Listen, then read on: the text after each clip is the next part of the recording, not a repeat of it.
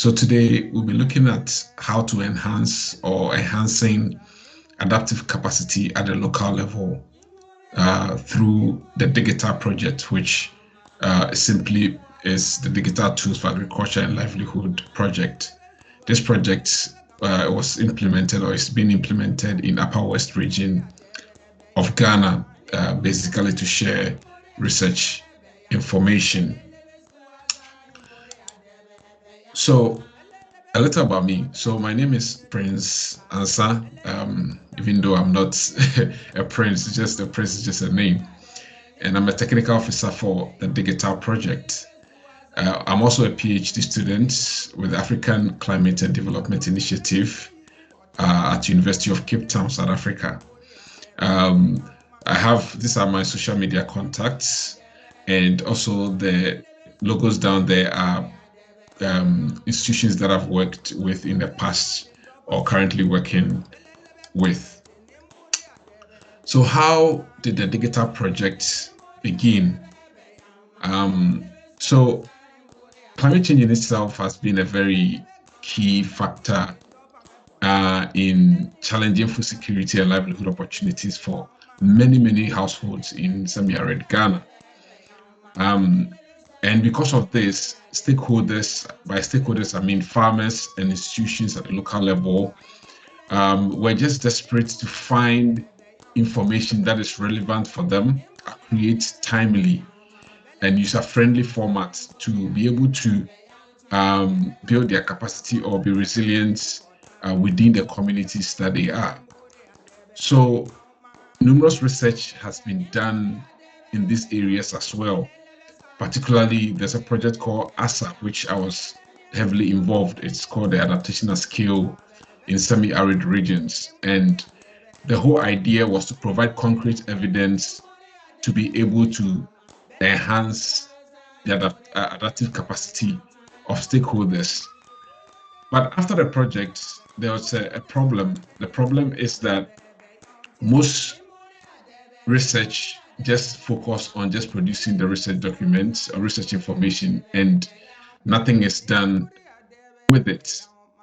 Now, with the DigiTAL project, the aim was not to just let research be research alone, but the aim was to be able to contribute to sustainable livelihood, food security, environmental management for vulnerable groups, especially those living in these areas, by providing them with innovative tools that can help them access research information and training.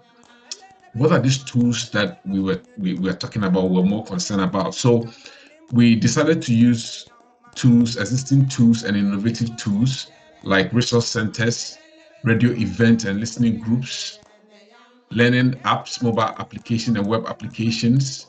We decided to use arts like music and drama. And we also decided to use what we call the learning labs, using virtual trainings to exchange information and knowledge with local stakeholders. So the question now goes, how did we use these tools or knowledge brokering tools, and for who did we use it to target? So the tools that we used, or how we use the tools. So for the first one, which is the Climate Advisory Resource Centers, which we use to target farmer groups. So the advisory centers were like a studio form, which we situated in the Department of Agriculture, where farmers could go into this studio or to this space to watch videos in their local language. So these videos are research information which has been translated in the local language for farmers to watch and then learn. And it covers all the way from agronomic practices for various crops, on climate smart agriculture on various crops, and also livelihood activities that cut across the community that farmers are engaged in, not just farmers, but women groups as well. So farmers go there and visit and they can learn a lot. We also use agriculture and livelihood radio shows targeting about 50 communities covering almost close to more than 50,000 people. And this main purpose of this radio show is to be able to use research information, engage with local stakeholders who are also trained as panelists and also the host. So the researchers engage with these panelists and hosts to be able to share key evidence-based research information to the entire community through the radio program, which has been running for a year now. Also, we try also to use what we call community listening groups or community listening sessions, which target farmer women groups. So what we actually understood earlier on was that a lot of women do not have access to radio, and the radio set belongs to their husbands. So they usually do not have access to listening to some of these radio programs that is beneficial to farmers. So we try to use existing women's group, provide them with solar paneled radio systems that they can also listen live or also pre-recorded versions. So we've also recorded all the versions and put them on these devices that women can meet as a group, listen and discuss. Either they are listening it as a live session or listen it in the later time when they meet as a group.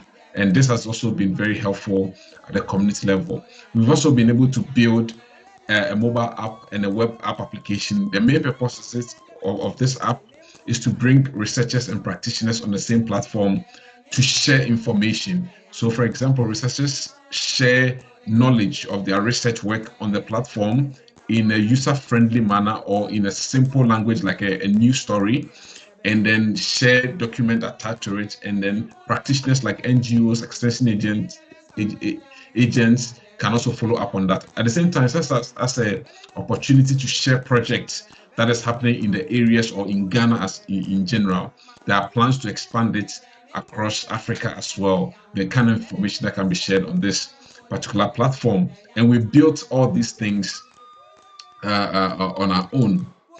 Also, we've been able to use what we call community songs or community music to be able to share research information. Previously, community songs are used at a local level for events, for festivals, and they didn't have any specific target. So what we decided to do is that we tried to work collaboratively with the women group who are usually composers of these songs and help them to be able to write songs that can actually help the community either adapt to climate change or adopt sustainable environmental practices, which we're able to produce about 5 songs, which is being played on the radio anytime that the radio session is in play or is on. Also, we engage the young people in these areas to be able to share research information, especially through competitions and projects where we engage young people or schools, most especially, to be able to come up with ideas on solving some specific climate-related issues in the communities. And they came up with wonderful projects which we are following up on. Also, young people were able to use drama and other art forms to be able to communicate climate change a risk or to be able to educate the community about the essence of adopting sustainable environmental practices and practices that can help the community as a whole in terms of climate change adaptation and adaptive capacity. Furthermore, we move ahead and we ask the question, what are the top lessons so far that we've learned 3 years down the line on this project? So the first of all, the challenges that we have faced, or challenges that we were able to maneuver around, the first one is literacy problem. Community lack literacy. They lack, not most of them are educated, I should say. And so, and the information that comes also from researchers are also in English. So it becomes very difficult to be able to share abundance of information that they could benefit from Also, scientific language, most research information are in scientific format. So it becomes very difficult for farmers to be able to use and assess in a way that can help them. Even institutions that work with farmers also become very difficult for them to even translate this and use it in helping farmers. Research capacity. Researchers are often not trained to be able to translate their research into information that can help farmers. So usually we are more interested in publishing, and that ends there. So the capacity wasn't there, and we have to find a way around this. What are some of the key opportunities that we came across? So partnership, we realize the partnerships are very key. Having partnership with institutions as one of the key things that is driving the project and giving the project a success. Champions, community champions. So champions are people or individuals who may be affiliated to an institution or not, that are very active, they are charismatic, and they can drive people, they are leaders. They can drive people or mobilize people around particular project or particular idea.